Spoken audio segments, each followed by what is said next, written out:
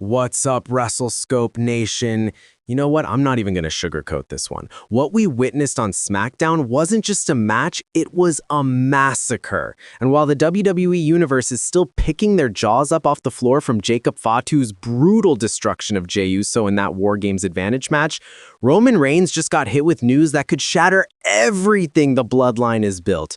But here's what nobody is talking about. The WWE is trying to gaslight us into believing that Jacob Fatu is just another enforcer, just another muscle guy in the Bloodline. But let me ask you something. When was the last time you saw a muscle guy systematically dismantle a main event star like Jey Uso with the precision of a surgeon and the violence of a wrecking ball?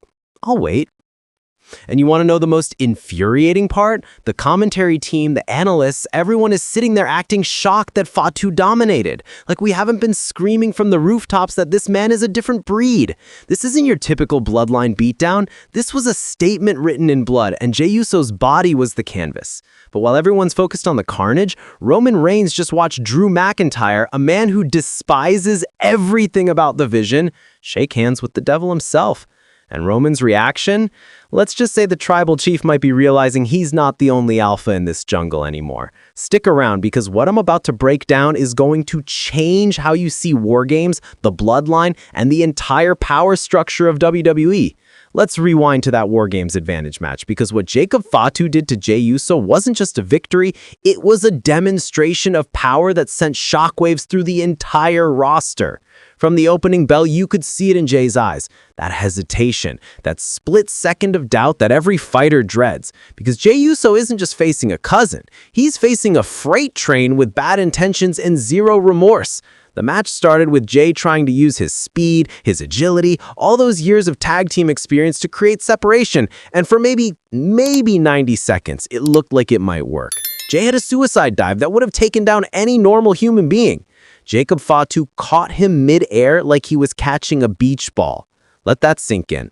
Then came the moonsault. Yeah, you heard that right. A 300-pound Samoan wrecking ball launched himself from the top rope with the grace of a cruiserweight and the impact of a meteor strike. The ring literally shook. Medical staff immediately checked on Jey, and you could see in their faces they knew this wasn't going to end well.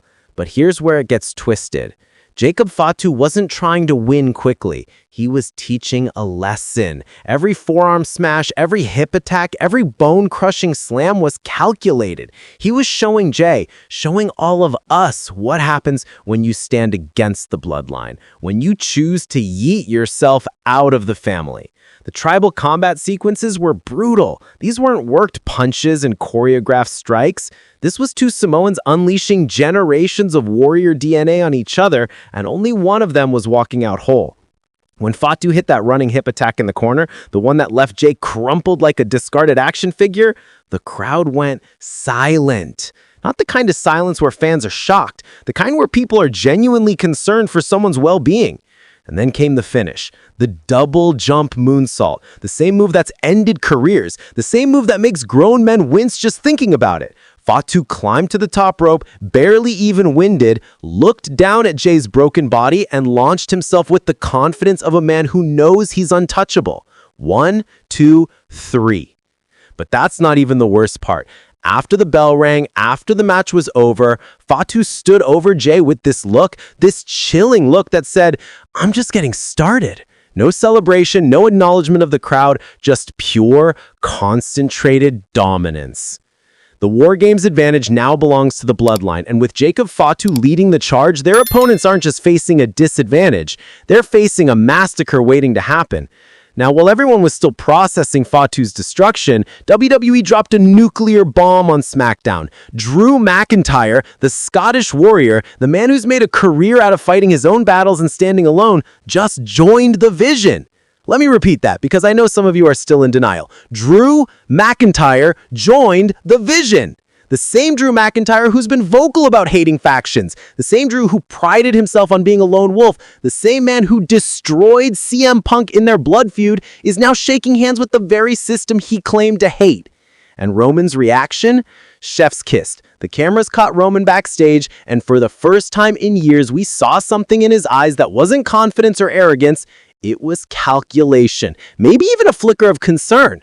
Because Roman knows what we all know. Drew McIntyre isn't joining the Vision to play nice. He's joining because he sees an opportunity.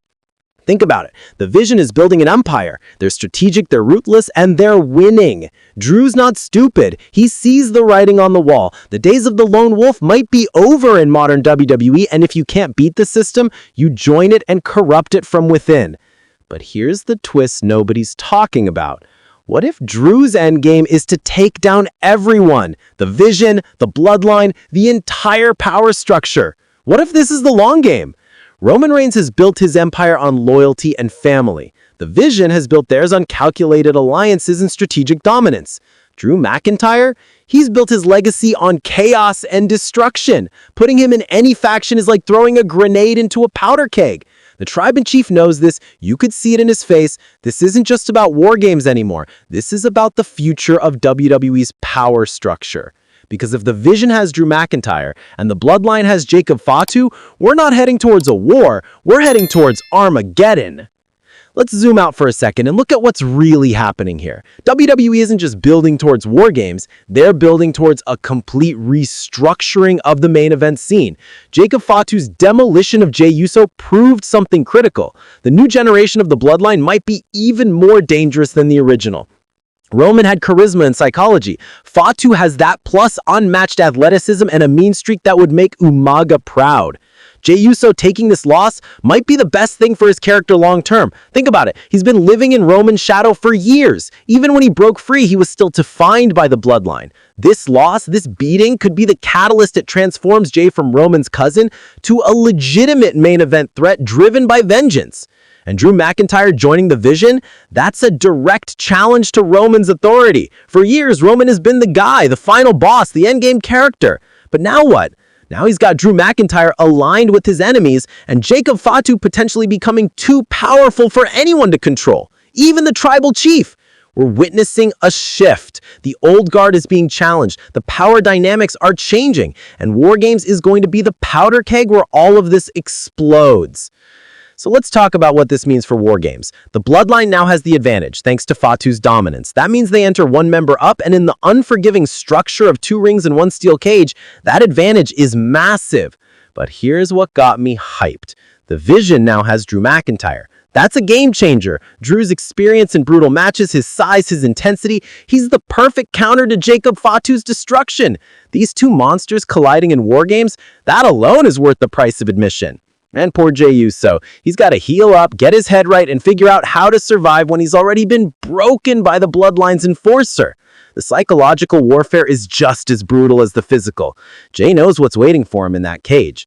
Roman is playing 4D chess right now. He's watching his enemies unite, watching his family's enforcer become unstoppable, and he's calculating every move because that's what the tribal chief does. He doesn't panic, he adapts.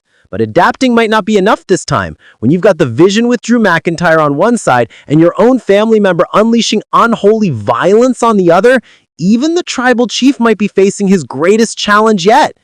WrestleScope Nation, we're living through peak professional wrestling right now. Jacob Fatu isn't just a rising star, he's a supernova. His destruction of Jey Uso wasn't just a match, it was a coronation. The King of Chaos has arrived, and the entire WWE roster should be terrified.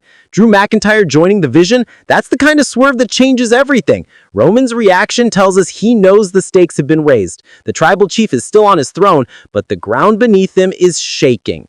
Wargames is going to be insane. The advantage match was just the appetizer. The main course is going to be carnage, drama, and moments we'll be talking about for years. But here's what I want to know from you.